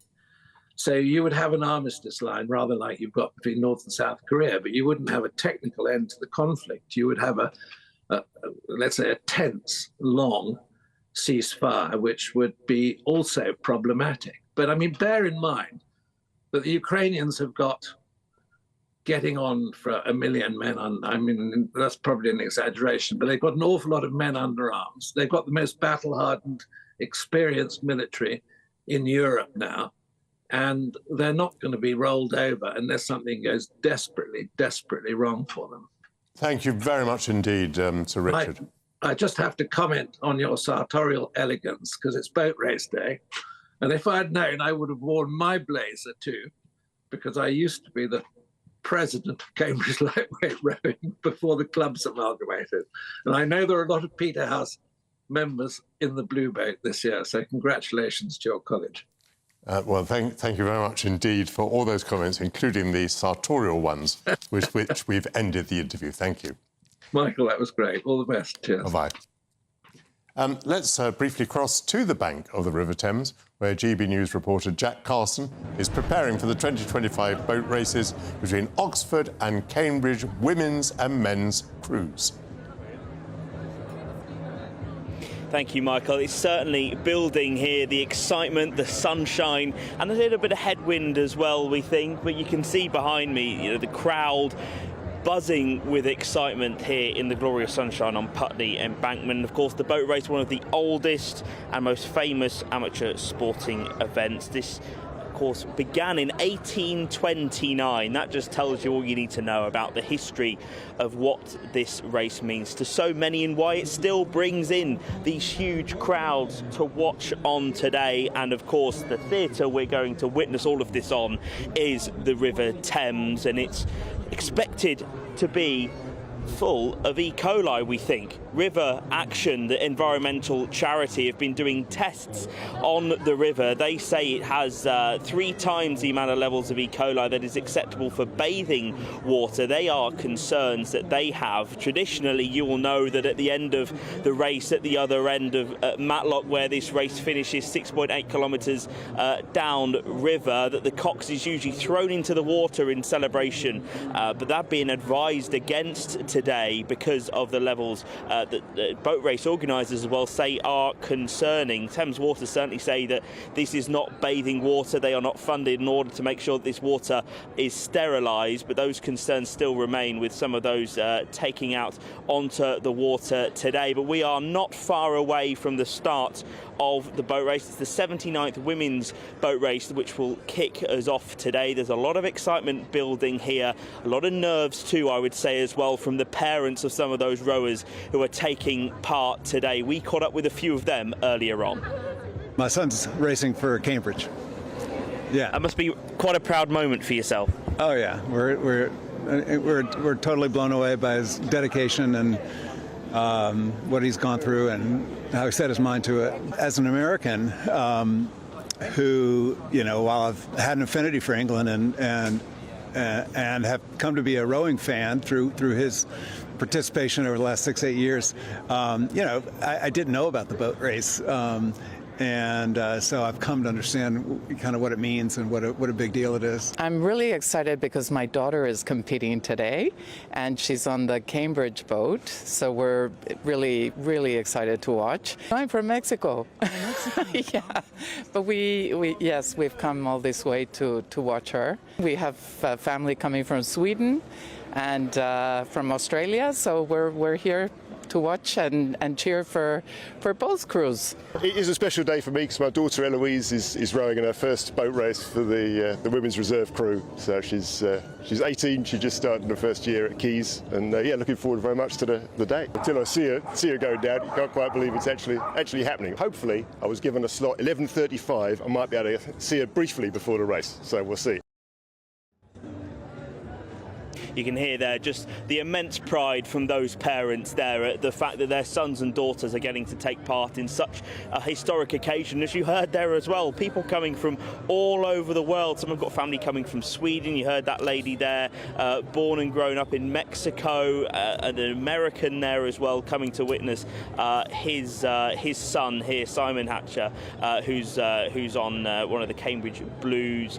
So this is such a historic occasion, Michael, and the atmosphere building. The sun is shining. We are not far away from getting underway. As I said, there's a slight headwind, which might be a bit of trouble for those rowers, but they've been training mentally and physically for all of this, and I'm sure they're ready when they hit the water very soon.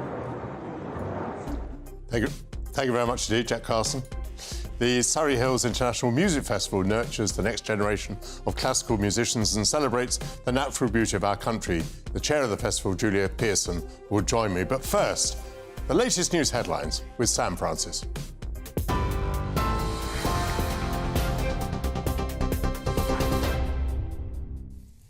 Very good afternoon to you. Just after 12:30, the top story, well, it's breaking news from the situation in Ukraine, where we now know at least 31 people, including sadly 2 children, have been killed, more than 80 left injured in one of the deadliest Russian strikes on Ukraine so far this year.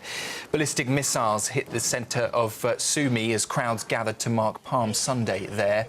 Shocking video verified by the Reuters news agency shows bodies lying in the street, a destroyed bus and cars engulfed in flames. Those pictures are sadly too disturbing to show to you at this stage. President Zelensky called it one of the deadliest attacks this year, condemning the bombing of civilians on a religious holiday, calling it the act of scoundrels. Meanwhile, Ukraine's interior minister has said victims have been found in vehicles, on public transport and in nearby buildings, saying it is a brutal reminder of what he described as Russia's ongoing campaign of terror. And the attack, of course, comes just hours after both sides accused each other of breaking a tentative deal to stop strikes on energy infrastructure. In other news this afternoon, Pope Francis has made a brief Palm Sunday appearance as he continues to recover from a serious bout of double pneumonia. The 88-year-old pontiff greeted crowds from his wheelchair in St Peter's Square and waved to well-wishers, saying Happy Palm Sunday, before retreating back into the Vatican. While it remains unclear how much he'll be taking part in Holy Week, which is, of course, an intense period in the Catholic calendar, his recent string of surprise appearances, including a brief meeting with King Charles and Queen Camilla, do suggest that his strength is returning. Well, a major incident has been declared after a house exploded in Worksop in Nottinghamshire, ripping through a terraced home and forcing dozens to evacuate. We do now have a latest line just into us from the Chief Inspector of Nottinghamshire Police, confirming that sadly one man has died in that explosion. The body, they say, of a man aged in his 50s has since been discovered in the wreckage. That is despite the best efforts of responding emergency services. He died at the scene. The man's family, according to the Chief Inspector Clive Collins, says they have been informed and are now being supported by specially trained officers. As you can see there, if you're watching on television, a serious scene of devastation after that blast sent bricks flying into the street and shaking nearby homes, with witnesses describing a terrific bang that rocked cars and set off alarms. Any more developments and details coming into us on the situation there in Nottinghamshire, we will, of course, bring it to you. Counter-terrorism police are now leading an investigation into a brutal attack at HMP Frankland by convicted terrorist Hasham Abedi. He is one of the men behind the 2017 Manchester Arena bombing. 3 prison officers suffered life-threatening injuries on Saturday after Abedi doused them in hot oil and stabbed them with a makeshift weapon inside the high-security separation unit. 2 of the officers are still in hospital with severe stab wounds. A 3rd female officer has since been discharged. All were targeted inside a unit designed for the UK's most dangerous extremists. President Donald Trump has exempted smartphones, computers and other personal electronic items from the reciprocal tariffs he imposed on China. The move came after concerns from US tech companies that the price of gadgets could skyrocket, as many of them are made in China. And just before I hand you back to Michael, Foreign Secretary David Lammy says he is now demanding answers from Hong Kong and Beijing after an MP was denied entry to the territory. Lib Dem Weera Hobhouse was turned away on Thursday after flying to Hong Kong to visit her son and newborn grandson, becoming the first UK parliamentarian barred from entering since the 1997 handover. She has publicly criticised China over its clampdown on freedoms in Hong Kong, as well as human rights record in Tibet and Taiwan. At this stage, though, there has been no official comment from Hong Kong's Immigration Department or indeed the Embassy of China here in London.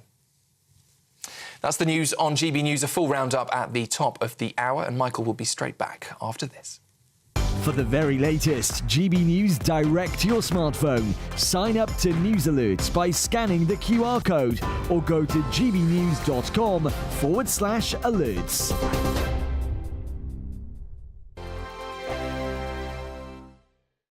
It's Patrick Christie's Tonight, and here we do things differently. It's explaining the absolute madness of this, doesn't it? It's explosive. I mean, this is very good. It's lively. 850. Your government sat there, Sean, and it did nothing. It's controversial. And the Middle East has been in turmoil since before I was born. It's everything you need to kickstart your evening. Everyone's had their Weetabix tonight. I love to see it. That's Patrick Christie's Tonight, weeknights from 9 p.m. Only on GB News, the People's Channel, Britain's news channel. GB News Breakfast, every day from 6 a.m. 4.2 million people in this country are living in hygiene poverty. That means they are having to daily make a choice between putting food on the table for themselves and their family, paying the rent, paying their bills, and buying the basic everyday essentials we all rely on. And there must be such a stigma attached to, well, there is, we know that, to hygiene as well, because this isn't talked about. I mean, we're talking here this morning, 1 in 12 British people have to make a decision between eating and washing, but we never hear about that, do we? It's not spoken about. You're absolutely right. We have, scarily normalised the conversation about food poverty and fuel poverty in this country. And what my charity, the Hygiene Bank, wants to do is to take one step on that road to ending hygiene poverty by abolishing VAT on soap, treating it as the basic staple that we all need every day. It's the first line of defence against illness and disease. Helps to keep us all safe. And it's a confidence thing as well, isn't it? If people are really struggling, that can affect your confidence and mental health and all the rest of it. But if you also know there's even the slight possibility of not smelling fresh, for example, but I mean that can totally destroy you in a workplace. Completely, and we hear every day about children who are bullied in school or who are not going to school because their uniform isn't clean or they feel stinky. They're being bullied by their peers. We know that 13% of people living in hygiene poverty have avoided work for exactly that reason. 9% of people have avoided going to a job interview, and that's so wrong because it is trapping you in your difficulties. Hygiene poverty is limiting life chances, it's blocking opportunities, it's stopping people find a way out of the hard times they find themselves in. And the thing that I always remind myself is that we're all actually only one step away from this. GB News, the People's Channel. The royal family is an enduring symbol of tradition, unity and pride for Britain. At GB News, we celebrate what makes this country great. In our new royal newsletter series, you can join me, Cameron Walker, for Inside the Palace, an exclusive look every week that takes you beyond the gates and brings you the very latest from those at the heart of the monarchy. Never miss a royal moment again. Sign up now. Go to gbnews.com/royal newsletter and get the latest straight to your inbox.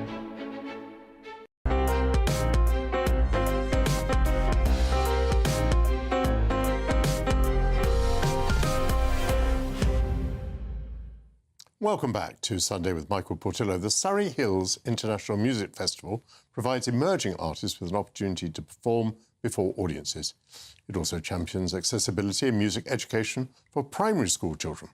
With me now to preview what audiences will hear is the chair of Surrey Hills International Music Festival, Julia Pearson. Julia, lovely to see you. Thank you for coming on GB News. Thank you, Michael. We're talking about a festival that takes place in May. We are indeed, every May. And Surrey Hills, what are the towns that are involved? The Surrey Hills, in fact, occupies fully a quarter of the county, a quarter of Surrey. And it follows the chalk ridge from Farnham, above Guildford, Dorking, and on to Oxford. And the venues that we use are principally around the Guildford, Dorking areas of the Surrey Hills. Are they, what, churches or concert halls or a bit of everything? A little bit of everything, depending on the nature of the performers and what their needs are. So, for example, on the 6th of May, which is our opening concert, we have Betchworth Church, which is famous for 4 weddings and a funeral. So St Michael's Betchworth is the most beautiful church.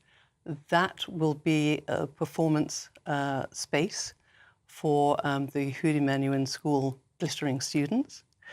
We will also be using the West Horsley Place Stone Hall, which famously was inherited by Bamber Gascoigne, Yes. and is an Elizabethan and Tudor building. And that opening concert will be with the London Consortium, who will be playing Elizabethan music from both the Elizabeth I and the period of Elizabeth II. Interestingly, West Horsley Place was visited by Elizabeth I, so it's a perfect elision between music and performers. Tell us about the musicians. So there is some emphasis on promoting young musicians. Do they play separately from the other musicians? The performers who are the emerging artists fundamentally are the lunchtime concert artists, West Horsley Place and St Michael's Betchworth.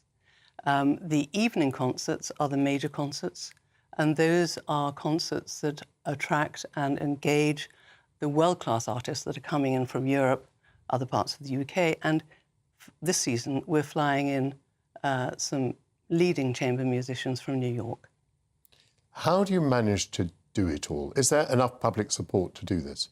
That's a very good question. We have an extremely loyal and passionate audience. Ticket sales represent, at best, 40% of our income. 60% of our income has to be found elsewhere. We have a friend scheme which runs subs, and that's terrifically important for us, but we also need to fundraise, and we also need to reach out to the corporate and business world and individuals who are going to be generous and make donations. And you do more to promote music amongst young people, don't you? You go into primary schools too. Yes, we do. Yes, we do. Year 4. Thanks to a scheme that the Royal Grammar School Guildford got going, the festival helps fund weekly professional music teaching, which is quite extraordinary, for an entire year. One of the state primary schools that we go into has a double entry, so over 100 children in that one school throughout year 4 learn cello or violin from professional teachers. And then if they're interested, they can carry on and join the continuous orchestra and perhaps become sufficiently inspired to become the musicians of the future or the audiences of the future. That is most interesting. So this is your moment to give a quick plug to it. It's Yes. called the International Music Festival, Surrey Hills International Music Festival. Presumably you have a website, which... We do have a website, SHIMF, Surrey Hills International Music Festival.co.uk, and we run from the 6th of May to the 17th of May. As I mentioned, we have some superstars performing. In the first week, we will have the London Consortium, we'll have Alan Besambaya, a fantastic pianist, a Leeds Piano Contest winner. And then on the Saturday, we have the amazing Rochester 8, a sold-out concert. And then the second week, we will have the Yehudi Menuhin star players at Betchworth.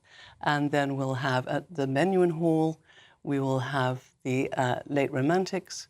And then on the finale night in Dorking, at a high Victorian church, we'll have an extraordinary feast of Baroque music. It sounds like an absolute feast for the ears. Thank you very much indeed, Julia Pearson. Thank you. Coming up for the latest instalment of my Taste of Britain series, wine expert Lily Thomas will suggest spring wines to pair with our Easter feasts. This is Sunday with Michael Portillo, only on GB News. Be nice to escape the grey. Clear skies, here we come. As clear as our travel insurance. All Clear Travel Insurance sponsors GB News Travel Destinations Forecast. Hello there, it's an east-west split across the Mediterranean as we go through the next couple of days. Fairly settled for much of Turkey and Greece. Temperatures here climbing into the low 20s in places, but for much of Italy and southern France, actually some very unsettled weather developing. Could see some flash flooding in places. Also fairly unsettled for Spain and Portugal, although down towards the Canaries we should see some decent sunshine. For Tenerife, Wednesday, Thursday we could see highs reaching 23 degrees. All Clear Travel Insurance sponsors GB News Travel Destinations Forecast. Hello there, welcome to your latest GB News weather forecast from the Met Office. Well, most of us have seen some rain over the last 24 hours or so, and as we go through the rest of today, actually, we'll probably see a little bit more. The reason for the changeable conditions is down to the fact that we're now firmly in charge by an area of low pressure, and that's going to bring in some further spells of rain as we go through the course of today. In between, we will see some sunshine, with the most frequent showers probably across Scotland and Northern Ireland, where they will potentially be heavy and possibly even thundery in a few spots. For all of us, temperatures will be down on recent days. We could still see temperatures reaching around 18 degrees in the southeast, but I think for most of us, probably feeling a little bit fresher. So as we end Sunday afternoon across Scotland, it is really going to continue to be a mix of sunshine and showers. Again, some of these showers could be on the heavy side and the odd rumble of thunder is possible. Very similar story for Northern Ireland. But as we move over towards England and Wales, I'm hopeful that these showers will start to begin to ease. So may see more in the way of sunshine as we end the afternoon. So some late sunshine to be had here. And as we go into the nighttime period, most of England and Wales turning dry and clear. But for Scotland and Northern Ireland, further showers moving in, also accompanied by an increase in breeze, and the showers potentially arriving into the far west of Wales and southwest England by the end of the night. But ahead of this, under the clear skies, a chilly night, could see a touch of frost in the countryside. So looking ahead to Monday, for much of eastern England into the Midlands, central southern England, actually it's going to be a fairly reasonable day, some spells of sunshine. Elsewhere, more in the way of cloud, outbreaks of rain, especially for eastern Scotland down into northwest England and Wales. Quite a disappointing afternoon to come here. But in the sunshine, further east, feeling a little bit warmer, highs here reaching 19 or 20 degrees. In the GB Newsroom, we bring you the news as it happens. With our team of dedicated journalists across the UK, we're ready to keep you up to date with what's happening every half an hour, every single day. Bulletins here on GB News, the People's Channel, Britain's news channel. Headliners on GB News 11 p.m. every night. It's got 3 top comedians going through the next day's newspapers so you don't have to read them, which is great. That's a good point. He's lying. Maybe he's not lying. That's Headliners every night from 11 p.m. and 5 a.m. as well on GB News, Britain's news channel. This is Britain's Newsroom, where your voice matters. It's just astonishing. With expert analysis and honest opinion, we don't just keep you informed. We bring you unique perspectives you won't see anywhere else. Can't argue with any of that. When the news happens, it happens here. On Britain's Newsroom, weekdays from 9:30 a.m. Only on GB News.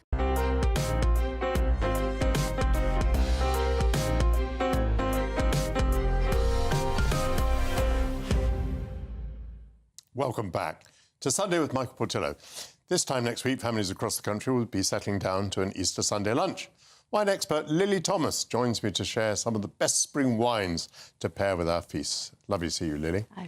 And now, you start with a lovely surprise because you've got a sparkling wine from Greece. Greece. It's from northern Greece. It's the climate's similar to Champagne, so you're going to get a lot of similar tastes. It's actually a rosé made from the native grapes in Amaro.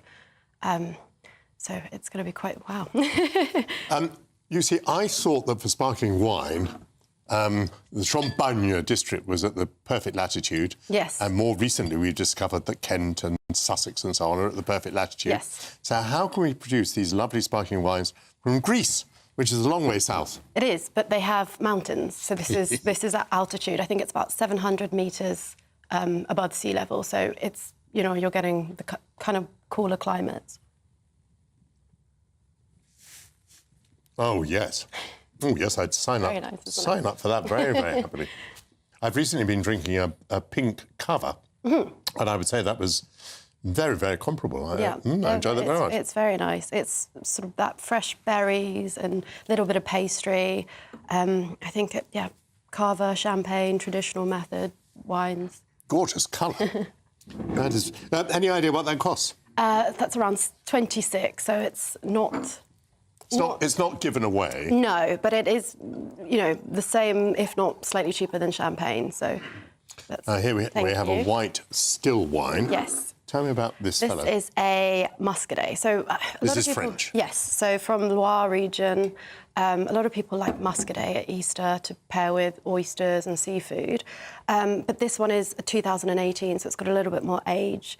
So it's going to be a bit bigger and rounder and a bit more complex. So I think you could have that with your Easter roast as well. Oh, really? Gosh. Yeah.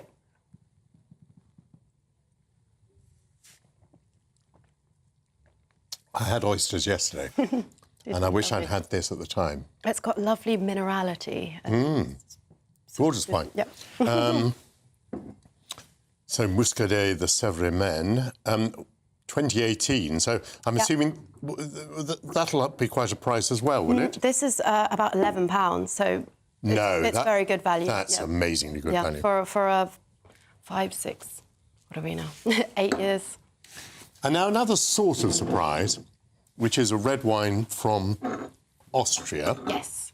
I noticed it's 13 degrees, which is not very much for a red wine. No, it's... I have encountered red wine from Germany and Austria before, but it's not very common on our shelves over here, I would No, and actually this is from a supermarket, so it's quite easy to find. But this is a grape called Zweigelt, which is an indigenous Austrian grape. It's similar to a Pinot Noir, but it's a little heavier and has a little bit more tannin. But it has the cherry and plum and a bit of spice as well. And I think this would go really nicely with, say, a lamb dish at Easter.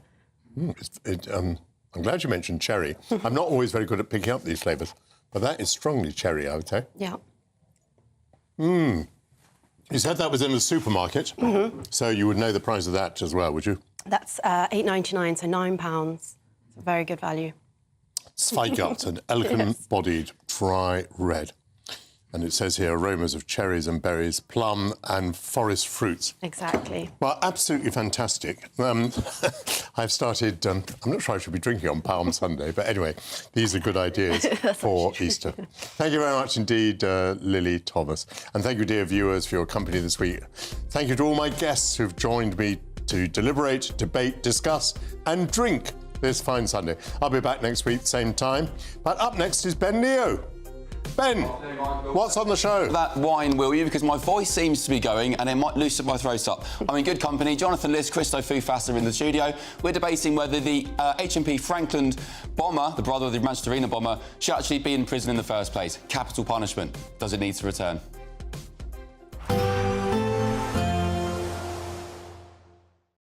expect a warm front, moving from the kitchen right through to the rest of the house. Boxed Boilers, sponsors of weather on GB News. Hello there, welcome to your latest GB News weather forecast from the Met Office. We're looking ahead to the new week. It's going to remain fairly changeable across the country. Further spells of rain for most of us, but we will see some sunnier interludes at times. So the reason why is that we really are now going to be under the influence of low pressure throughout most of the week, and that's really how we're going to see out Sunday. We start off with plenty of showers around, but across England and Wales, we will see the showers fade away as the evening goes on. So plenty of clear skies here overnight, where for Scotland and Northern Ireland, continue to see some further showers and accompanied by an increase in wind here. But where we do see the clear skies, it will be a chilly night, could see a touch of frost in the countryside. But it's here really across East Anglia and the southeast in the morning where we'll start off with plenty of sunshine. Further west across southwest England and Wales, we'll start to see some showers move in. Similar story for northwest England too. A few showers too for northern